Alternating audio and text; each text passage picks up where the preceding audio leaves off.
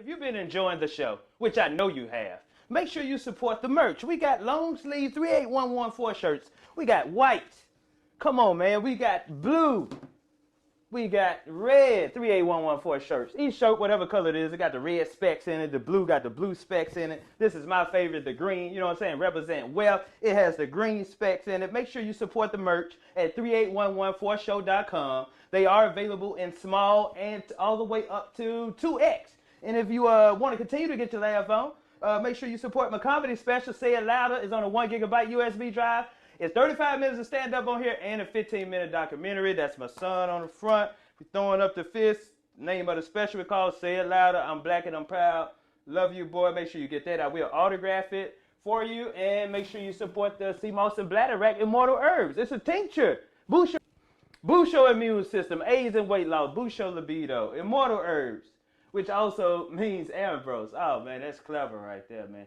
Seamoss contains 92 of 101 minerals that your body needs. Bladderwack contains the other 9. Both algae, Seamoss and Bladderwack is an algae that comes out the ocean. It's full of magnesium, iron, you know, stuff that your body needs. So make sure you take care of yourself. These are available at comedianambrose.com. Everything else, 38114show.com. Make sure you hit that subscribe button, turn that notification on. Shows dropping every Thursday. We might drop 2. Thank you. Comedian Ambrose, I'm out, man. First of all, before you, I think I seen you coming on the scene in Atlanta scene. I used to always go through there. You know what I'm saying? Hit the Atlanta comedy spots. Mm-hmm. You hit the scene in what year? 13 years ago. So if my math serves me correctly, that would be 09. 09. Yeah. I can say one of the newest members, wildnout. Yeah, man. You'd have been on that what? How many seasons? 4 seasons. It hadn't been 4 years, so you know we filmed 2 a year. So I mean, kind of like 2 or 3 years. So. And then it got shut down, but then y'all back at it now. Back at it, I believe. At least the filming, the showing everything. We gonna get into where he's originally from, but he been doing this thing in Atlanta. He got the More Than Culture podcast rolling. Sir. And y'all can see him on the up-and-coming episodes of Wild and Out. Ladies and gentlemen, Mr. Tyler Chronicles in the building. My man Ambrose, what's happening, bro? I know you from being on the Royal Campus tour with Ronnie Jordan. Yep. Campus Royalty. Yep, that's when I first really started going on the road. So I always shout out Ronnie Jordan, man, for just kind of showing me the ropes of comedy and how to really make money in this thing. Where he meet you at? How you go for him? So, you know, everybody know Ronnie Jordan. You know, everybody know Ronnie Jordan. If you're black, A, and B, if you're a comedian, you better know him. So, the very first time I met Ronnie, I was doing a show, Food Stamp. You know, Food Stamp. Yes, Fredo I know Davis. Fredo. Shout out to Fredo. He was hosting a spot in Atlanta. Dugan's. A spot called Dugan's in Atlanta. I was just kind of starting out doing comedy, and Ronnie was headlining, and you know, Food Stamp let me get some time. Went up there, did my thing, and then later on, this was when Facebook was popping. Later on that night, Ronnie was like, Tyler, he put my name, Tyler Does is funny as hell. I was like, oh shit, Ronnie Jordan said I was funny. So it was like, it was on from there. That was like my little boost or whatever. So then I can't remember exactly like how we actually met. Oh, no, I do. Shit. He was hosting a spot called Legends. In Atlanta? Yeah, Legends in Atlanta. So I went up there and then we finally met. And then, you know, we just been kicking it. We were around about the same age, found out all that stuff.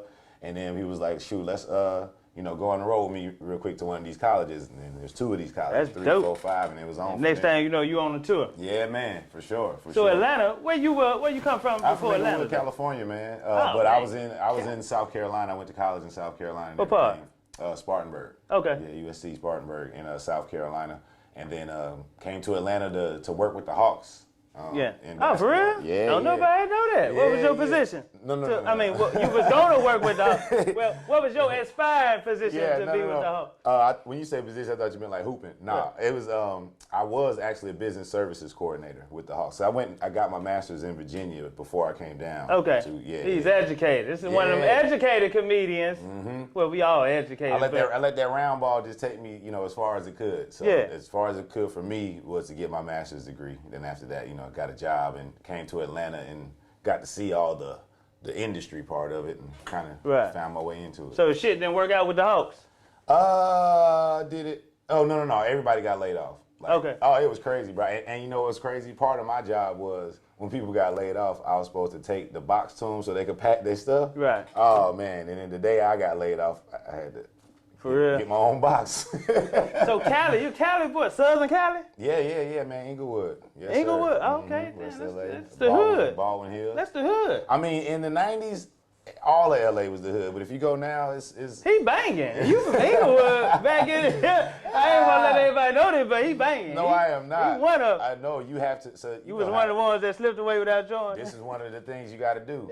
You either most people that bang, it's like a family thing. You know what I'm saying? It's kind of passed down. So you either banging or you affiliated. So being affiliated kind of helps you with your protection, but the people that's in the gang know that you're not supposed to be putting in no work. Right. Tyler, we ain't gonna. Yeah, man, just keep shooting free throw, man. Bend your knees. Let him play ball. He ain't gonna be with us. That's how it was. He gonna move the rock. You shoot the rock. They was like, Ambrose, he smiled too much. He can't be in you a know how fucking it goes. game. Like, yeah, man, he gonna give a position away. Fucking doing drive-by. That's somebody smiling in them bushes over there. Yeah, right. Okay, so Inglewood. So you started out playing ball and Yep. Basketball around about the 3rd grade, and just kind of went on up, and then went to I was playing basketball. I was getting recruited a little bit, hurt myself. So, that kind of put me down. Like, damn, man, I don't know if I'm going to want to do this. But, I got kind of back healthy kind of quick and got back on the road. So the NBA was your goal? Just, I think like everybody, you know what I'm saying? If you playing a little basketball and you like the best person on your team at some point, you like, I'm going to the NBA. And then to get to a point where you ain't the best person on your team, you like, I'm going overseas. Then you get to the point where you be like the 7th best person on your team. Like, you know what, maybe I can coach. You know what I'm saying? So you figured out you weren't good as you thought you were. Yes, sir. So you was in middle school, everybody boosting their head up, like, time to coach. Middle school, high school. I mean, that happens to a lot of people. Don't get it twisted because, when you're in high school, if you wanted the better people, you just wanted the better people. But then when you get to college, everybody on that team was one of the better people on their team. So you're on a team with a whole bunch of the better people. What's that game you played that said, you know what, I don't think this... Oh, it wasn't a game. I was in practice. Oh, I was in practice. It wasn't like I couldn't play on this level, but I was like, I ain't gonna make it past this level. I got enough for this right here. They running too fast up and down this motherfucking court. We ain't even started the season yet. We doing this thing called individual workouts. Now, I just was a hooper, athlete, whatever. I didn't really know basketball, so they say we going to individual workouts. So I'm thinking we coming up there to lift weights. So I show up there at 9 o'clock. I got on jean shorts, some running shoes, and a wife beater. We are doing basketball drills with all that. Like, we playing full court 1-on-1, like stuff I've never done before. When I tell you I was dead, I was like, oh man, this is maybe. So y'all ain't even started running yet, bro. This was August. We ain't even got a jersey. Right. So y'all was just doing a regular thing you supposed to do with basketball. You already said. That's when you realize college is for real. Because then after all that, you got to take your ass to class. Yeah. Yeah, man. That's when you realize it's for real. Like, it ain't no one joke. thing I seen a lot of basketball players do in high school, y'all run y'all ass off. You better. Y'all run across the whole motherfucking city. And I'm like, I already looked at them like, you know what? Some coaches make you join the cross country team. Yeah. Then you got to do your schoolwork, and then you got to do the basketball drills. That's why they got to pay them kids, man. Pay them college athletes. It's a lot, bro. It's a lot. My son, he left-handed. He got a left-hand jumper. Dad, I think I might want to play ball. I said, nigga, you gonna have to do a lot of running. He was like, you know what? I think I might stick to band. You don't like running? Because you ain't gonna be able to do it. If you don't like running, do not try to hoop past the high school. It's not gonna work. Or not even high school is even tough now. High school like college, the way they got it set up. So yeah, if you middle school. Make your mind up. So you said, let me use this degree and get a job in that, because, basketball ain't going to be As far as I could, I ended up, got a scholarship to play basketball, then got a scholarship, quote unquote, to be a coach in, at another school. Yeah. So then I got a chance to get my master's through that. So where the company bug hit you at, you know what I'm saying, throughout playing basketball and shit like that? Like I said, went to work for the Hawks, and shout out to my brother Remo that's on the More Than Culture podcast. That's your brother? Black brother. We all brother. Remo, you watch the podcast. Right, we all brother. Yeah, so he had an idea, and Kamal, that's on the podcast as well. He want to do the inspirational thing at the end. Yes, sir. They had an idea to start a black comedy improv troupe in Atlanta. And just so happened, me and my roommate used to throw these big parties, like for whatever occasion, Halloween, Christmas, whatever. Everybody would come over there, and I would be the bartender to keep people from messing up stuff because I don't drink. Right. So I'd be pouring drinks and making people laugh and all that stuff. Remo was one of those people, came up, saw me making people laugh. He's like, hey, man, we doing some auditions for this improv show, whatever week it is. You should pull up and audition. And it kind of went from there. I auditioned, I didn't make it at first. they called me back later on. Right. That's a whole nother story. But auditioned, made it on there, and people that were involved with the snack pack at that time, Chris Smokey Jones set it off. Carlos Miller came and did some of the show. Clayton English came. Okay. So they had some like heavy hitters on the way up. Right. You know what I mean? So it was just a dope situation. And seeing all these people and seeing what they do, it was kind of like, oh man, I may be able to do that. So another brother that was on the improv group named Trill, he was doing stand up already. Right. Needed a ride to a show. I was like, shit, I'll take you. And my car was working, so I took him to the show. And Drew Thomas. Comedians with no cars, I always need a nigga with a good running car. Yes, sir. That got me in. That got me in. Drew Thomas, shout out to Drew Thomas. He was hosting. Last coming stand-up. Yeah, man. Yeah. He was hosting this small spot, and I don't know where it was. It was a little outside of Atlanta, a lot of white people or whatever. And he was like, you want to do some time? I was like, I don't do stand-up. And he's like, yeah, you do. I was like, all right, yeah, I do then. So I just went up there. And, I didn't have no set or nothing good, but I've always been good at roasting. So I just started talking about how the club looked and how some of the people looked. And it was on from there. So you started in Atlanta then? Yeah. I started in Atlanta. Yeah, thank God I did, man, because starting in L.A. is different. You started with some hard hitters then. Yeah. I mean, Smokey, Carlos, they was already, they own entity. They had already made it. You know what I'm saying? Yeah, that time they had like, Who's Got Jokes, and they had been on, what's the thing on BET? Hell Day. With Carlos. They went on there and was killing that, so people kind of knew them. So it was cool to just obviously, start off being around people like that. And then being in the improv group, learning how to just get your stage presence together. You know what I mean? Yeah, that's something us comedians, we ain't had nothing. We just jumped straight on that motherfucking Yeah, the improv helped me a lot. Learned it. It helped me a whole lot, for sure. You did, man. So you started off in Atlanta doing your thing. You started getting on these shows, Campus Royalty Tour with Ronnie. I know that was a big push because Ronnie was doing this thing. I remember Ronnie coming to Memphis State, and they give out free tickets for the college students, and I knew this girl. I went up there and saw him, man, and funny as hell. That's crazy how many comedians have that story. He's done so many colleges. There's so many comedians that be like, bro, you came to my school in 03. I still remember the Capri Sun. My daddy at the door. Yeah. So it's so funny that, I saw him, that was years ago, and then he came to Chuckles. I walk in, I said, what's up, brother? Nigga said, Ambrose. I'm like, nigga, you know? Nigga, you know? I'm telling you. I know the feeling. That dude I'm telling you. He didn't say nothing to me. He just posted that. He was like, man, Tyler He's funny as fuck. That man been around for a minute. Yeah, man, for sure. So you started, man, so the Campus Royalty Tour, how the goddamn wildnout. I know they had the big auditions there. Man, we was having auditions in Atlanta for like 2 or 3 years straight. And everybody auditioned. Everybody don't make it to that motherfucker. No. The first one was like a big audition for everybody, right? I didn't make that one. Second one was like an invite only. So it was kind of some of the people that came and like made it far on the first one. Right. And then some people that, they asked around the city about who was the comedians in the city. So the invite only one ended up making it on that one. But it wasn't the final thing. They had to fly you to LA and you did like a boot camp type situation for a week, and then you made it. But I didn't make it at the end of that one. I did the whole week, didn't make it, got sent back. Mad as hell. I heard you talk about that on the show. You was upset. I was upset. That shit hurt your feelings.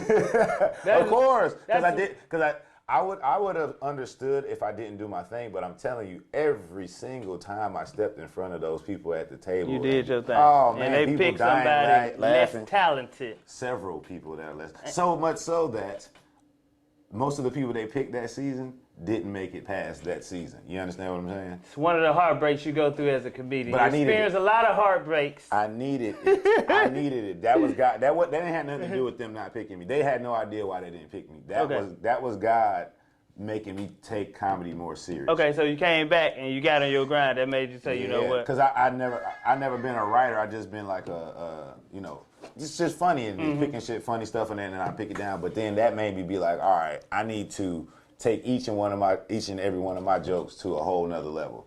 Right. At the very least, I need to be up on stage every single night, 2 or 3 times a night. Like, so it just boosted my hustle. So by the time it came back to Atlanta, I asked to volunteer to write for them. They was like, nah, we want you to really write, and they're paying me for it. And it was like, we want you to be a cast member. So I got it, started being a cast member. You're a writer and a performer on the show. Writer, cast member, and I do the warm-up for the show. Damn, you got 3 paychecks. You understand? That's smart. You know what? I don't said that's smart. I want to write. Yep. Then they said, no, I want you to come perform. Yeah, man. You got to be ready for your time. But if that didn't happen that way, I may not have been ready to write when the time came. I may not even been thinking to actually volunteer to write. I could have just been bitter and been doing open mics and stuff. So how many episodes are you on the old seasons? I had got my top was 18. My first season I got 3, but I was filming another show, so I wasn't even there the whole time. I wasn't even on Wild Out the whole time. So you was doing the Gossip. Yeah, we're riding. I remember that. Yeah, WeTV. Yes, sir. Right. Yes, sir. I'm in tune. I know what be going on. Yeah, man. I know you do. Yes, sir. I know you do. Yeah. So you record those 2 shows at the same time. So you got a couple episodes in. Yeah. So when the shit ended, how did that shit when you heard like everybody else heard on TV? Just like you did. Social media. I think I feel like somebody hit me up before I even saw it on social media. Like one of my friends that saw it on social media or whatever. But at that point in time, I don't remember what month that was, but at that point in time, I had let Wild 'N Out go in my mind because at that point in time, as a comedian, you remember, you probably felt like, man, we may not be able to speak to people in public again. Right. You know what I'm saying? Right. So I was like, Wild 'N Out can't even happen. So it was canceled in my mind before they canceled it. You know what I'm saying? So it didn't affect me in any type of way except for the actual situation with Nick. I didn't even think about the cancellation of the show because I already felt it. But I was like, damn, this whole situation with Nick and the network is kind of wild. So it just had me thinking. Now, it's a rumor. I don't know how true this shit is because it be memes on social media. But did Viacom offer DC Young Fly the position to host it and he declined it? I don't know how true. I seen memes of that, but I don't know. I want to say I can't confirm it. I did hear the same thing. He never talks about it, but if you know DC, that could never happen. Yeah, that could possibly happen. That could possibly happen that they asked DC to do it and he turned it down. And he declined. Of course he was going to decline. That's brotherhood. But I can't confirm it though. That's like the code. You don't break the G. Like we don't know exactly what the G code is, but that's the G. You don't do that. He's said that before. Like he was like, somebody was asking him while we were just kind of in a circle. It wasn't actual MTV asking him, but he was like, nah, hell no, I would never do that. You know what I'm saying? They was like, what if they try to give you the show? He was like, if he, hands the show over to me in the right type of way. Right. Hell yeah, I mean DC and Fly Wild 'N Out. But like if something happened, but then white folks offer it to me, right? Kind of like going behind his back. They try to separate us. Yeah, that's how they do. They be like, hey, nigga, we got 10 million. You come host this motherfucker. 10 look good though. And it make your ass think too. You be like, shit. But the great thing about DC is 10. His hustle is cool enough where he was like, I'll go get my own 10. When you're self-sufficient, you yeah, ain't got to worry about I'll go get my own 10 and be able to look in the mirror. For sure. I respect it. I respect everybody on Wild 'N Out. I know everybody, Carlos, you, man, DC, shit, all of them. That's the great part about it, man. Just, he put so many people on and so many people that we know that we seen come up through the grind. So y'all back filming now? Not back filming, they back airing the episodes April 6th. Okay. They are trying to get some stuff on schedule. We got a conference call coming up here soon, and I think they're gonna let us know what shoot schedule, if there can be one. I'm still leery about that, so I don't know. Okay, so what you got going on? You got the tour? Yeah, we got a tour, man. Me and Darren Brand, we hadn't came up with a name for the tour, but so right now we just out here kicking it. I'm on the road. My boy, he been y'all been on the road together, right? Yeah, we've been on the road for a while. Last time we was here in Memphis, me, him, and Ronnie were on the road on the Big AF tour. But he just kind of went on the everything by himself kind of situations. You know what I'm saying? It was like once he left Wild 'N Out, got a whole bunch of different shows on the Viacom situation. Right. So it was like, all right, I'm about to start going out on the road by myself. It took me because we started comedy around about the same time. Okay. You know what I mean? Yeah, so, and I remember he used to be with the 85 South show. Yeah, still, we all still we still part of it. Yeah. Our first, the first show at Smith O's Bar. Man. I was coming from South Carolina Comedy House doing a show. Okay. And I always stopped through Atlanta. And I was like, man, I hit my homeboy. I was like, man, we got to go to this show. Got to. Stay first. We got to go to this gym. Man, that gym was packed out, man. Yeah, that was and Darren used to do the warm-up, used to do comedy before show started, and he came around asking everybody in the audience questions and shit. And who the podcast is for? He came around and asked me, who the podcast is for? And I said something, the podcast is for saying something funny, but I'm on the very first episode. There you go, man. Come on, man. Show. That's Black history. That's why I've been watching that shit because I saw where they started off at, man, and to see them selling out motherfucking theaters, man, you be like, man, what the fuck? But to see everybody that was a part of the show doing their thing. Clay, he beat me in last comic stand. Oh, man, yeah, that was a hell of a season. Y'all was going off, so bro. it's kind of like I'm affiliated with everybody, you know what I'm saying? So, yeah, man, it's just good to see black brothers doing their thing. You know, a lot of people say black brothers be hating on each other, but I think it's more of us inspired by each other than us hating on each other. I think people just see one or two people that are on a high status, on a different level, especially in the comedy game, and think that it permeates all the way through. But like I tell you, new comedians and young comedians, damn the promoters and damn the fans, other comedians are going to get you booked way more than any word of mouth or fan. Yeah, man. Oh, I got this guy, or somebody can't do a show, but they're like, I got a guy that can fill in for me. That, that's how it's gonna go. And then, once you get your chance, you take it. Okay, now y'all, 85 South inspired me to get this show, the 3811 First Show. After that is Billy Sorrell now with Did You Miss Me Yet podcast. I seen you and Ronnie on there. Yep. 5150. Yeah, man. And then after that, y'all come with More Than Culture. Yeah. I don't know when y'all start. Well, we started around about the same time as everybody else did. I think. What's the name? 85 was maybe like a few months in. So let me just give you a little history of More Than Culture. So it was Remo and Kamal and another young lady who I can't remember her name. They started More Than Culture probably 4.5 years ago or something like that. They only did a few episodes. I came to be a guest on one of the shows. And then I came to be a guest again. They brought me back one more time. And then they had some issues with the young lady that was on the show. So they was like, well, shit, we just going to bring you in. We're going to start doing like this. Yeah. And this is the time I was on the road with Ronnie. Ronnie came through a few times. We was like, shit, we should this should be the More Than Culture show. A hub. So yeah, we've been working, 4 and a half, going on 5 years. So that was when 85 was at the super beginning stages at Steve Harvey. Back when they was at the studio. Yeah. So yeah. Okay, so y'all was running around that time. Yeah. We've been at it for a minute. We did not put stuff on YouTube until about 2 years ago. But if you look up More Than Culture on your audio podcast on your phone, you can go back 4 or maybe 5 years. Well, I guess 5 years now, because 2020 happened so fast, it's almost you forget about it. Man, yeah, seeing y'all guys do y'all shit, I was like, man, I want my own shit somewhere we can go. You know what I'm saying? Talk our shit too. So we up to like this, man, 38 episodes. Come on, man. You on the download? We got like 700 downloads. Come on, man. That's what you need. Podcast shit. Yeah, that's a jewel right there. The views are cool, they're important on YouTube, but them podcast downloads, that's what they're looking to buy. Because most people don't watch YouTube. Man, I be looking at them. That's the only thing really keep me. Them goddamn subscriptions on YouTube be like, man, I don't know. That's tough. I look at these goddamn downloads. That's what you need. I was like, people are tuning in. Truck drivers. They be tuning in. People that's on the road, you know what I'm saying? People that's home cleaning up or whatever. People that just need somebody to talk instead of hearing music. Because, music can be whatever put you to sleep. But people need somebody to argue with. So More Than Culture, where that name come from? Man, like I said, Remo and Kamal, it was something they already had. I want to say Kamal came up with it first, but I'm not sure how, What's the latest one out of Erica Duchess? Yeah, my girl E. Duchess, man. What? We want to make sure we shed some light on her because, man, like me and Darren be talking about all the time, man. Like when people see her, because that was just on the table. I mean, she's funny on stage. She's funny off stage. So I met her when I came down to do the Tyler Craig's funeral. Okay. I had met her. Okay. And, I was like, hey, what's up, man, bro? Yeah, I met her. But congratulations, E. She just got married too, man. Yeah, a comedy special. She shot at Uptown Comedy Corner. But man, that was hilarious. I was at home dying laughing, crying. Yeah. My girl E, man. Yeah, that was a funny episode. Rodney Perry episode. That was classic. The Carlos Miller, the second one. Yeah. We had Los there a couple of times. Corey Holcomb's episode went crazy. Teddy Ray. I didn't see the yes, I did. That's when after. Yeah, I know. Yeah, that one went viral low key because of what he said about the dude in McDonald's. He was like, man, ain't anybody making me wear no mask. You work at McDonald's. You should be lucky you died. Right.